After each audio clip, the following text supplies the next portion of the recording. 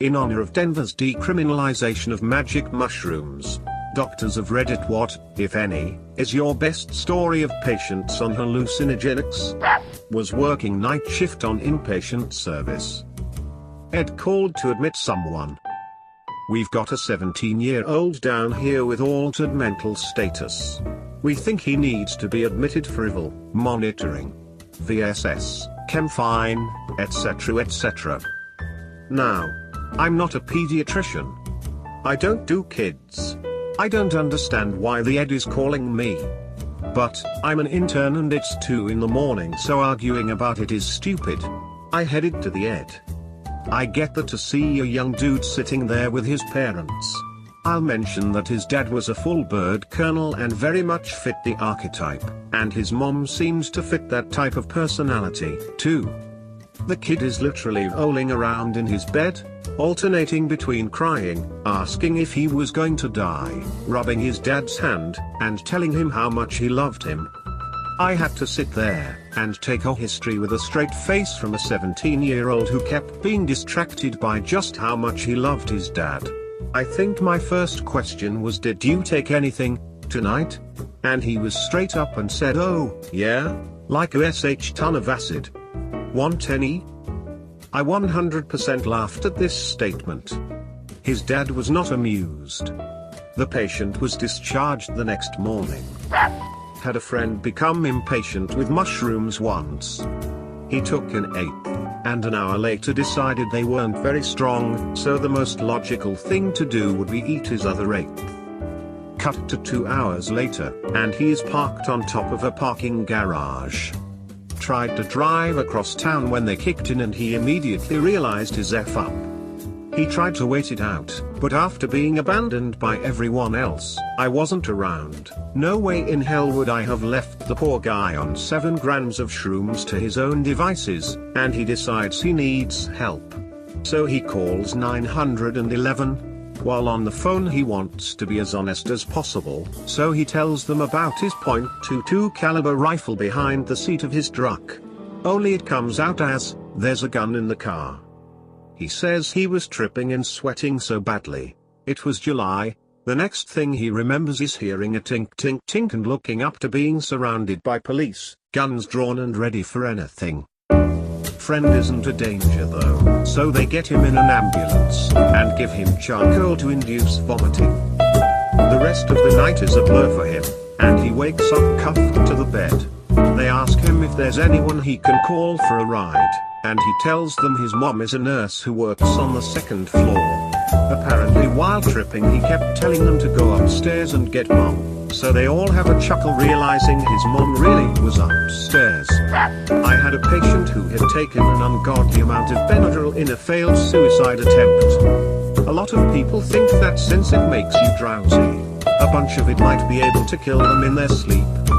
Instead of killing them though, Benadryl basically gives you absolutely terrifying hallucinations for like 24 hours or more and then leaves you with the worst multi-day hangover you have ever had in your life. He would not stop yelling and screaming about that damn cat poking its head out of the ceiling tiles every single time I left the room. He also had short bursts of thinking he was covered in bugs and I would find him stripped naked and yelling into the wall. I'm a paramedic, but this story is from back when I was an EMT, hand holder, oxygen giver, bandage distributor. Got called at night for a teenage male who had ingested mushrooms. On the way to the call, my paramedic partner was unusually silent. After a while she pipes up, I don't get it. He ate mushrooms. Like, what ... Bears. She grew up very sheltered in the country, so that's how this was gonna go. We get there and the cops walk out a skinny kid wearing only boxers. Took some shrooms, first time ever, freaked out and told his parents who called 911. My partner is spinning in circles and asking whether she should call poison control. I help the kid into the ambulance and onto the stretcher, turn the lights down low and tell my partner just to drive to the hospital. The kid is calming down a bit but he's tripping pretty hard, asking if his parents are Jesus and stuff like that. This was before smartphones, when earpods were the SH. I had one of those radio transmitters you could plug into the iPod and then play music through the vehicle speakers. It had a remote that I carried on my belt along with the clicker for the ambulance. We were going to the hospital, lights down low, just being chill, when I remembered what my partner and I had been listening to a couple hours before when we checked our equipment. Thievery Corporation. So I reached down and hit the remote without him noticing. A few seconds go by and he turns to me with the widest eyes I've ever seen. Whoa? What is this? Music? He was in true bliss. He kept asking me about the music for the rest of the ride.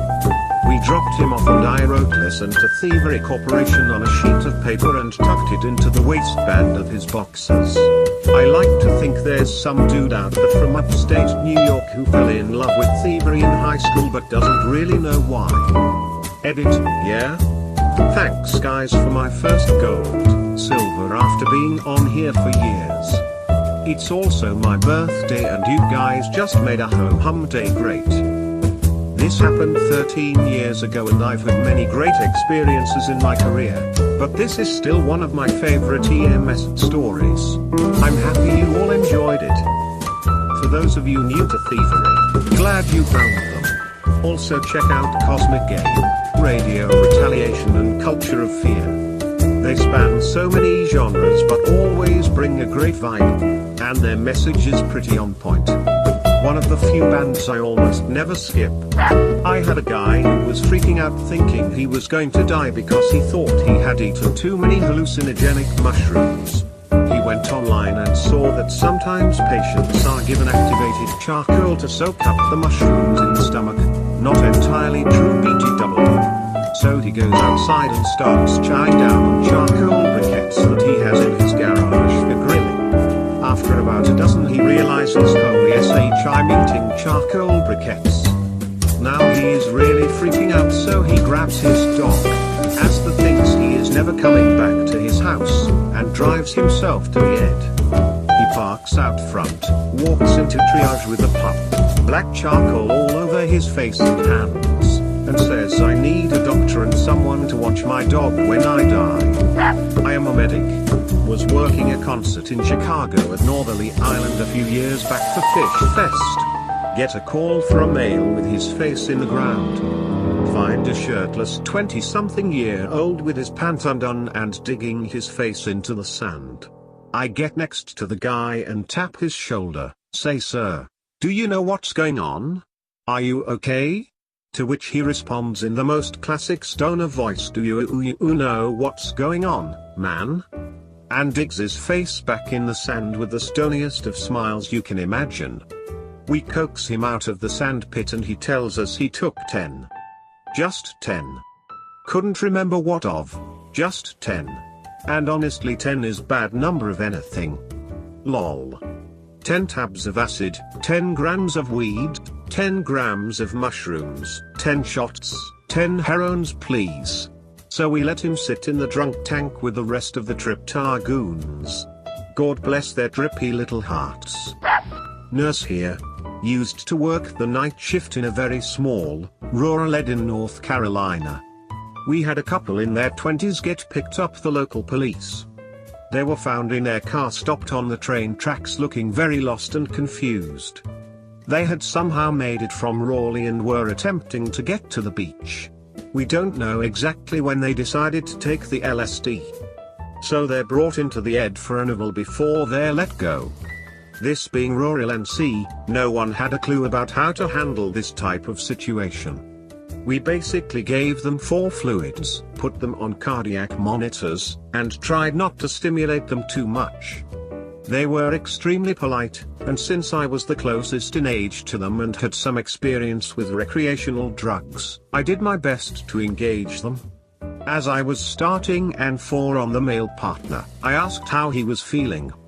Very safe, he replied. His pupils were as wide as saucers. I miss that job sometimes. In a busy urban Ed, one unkempt-looking man with altered mental status sits calmly and tiredly in a bed along the wall in the hallway.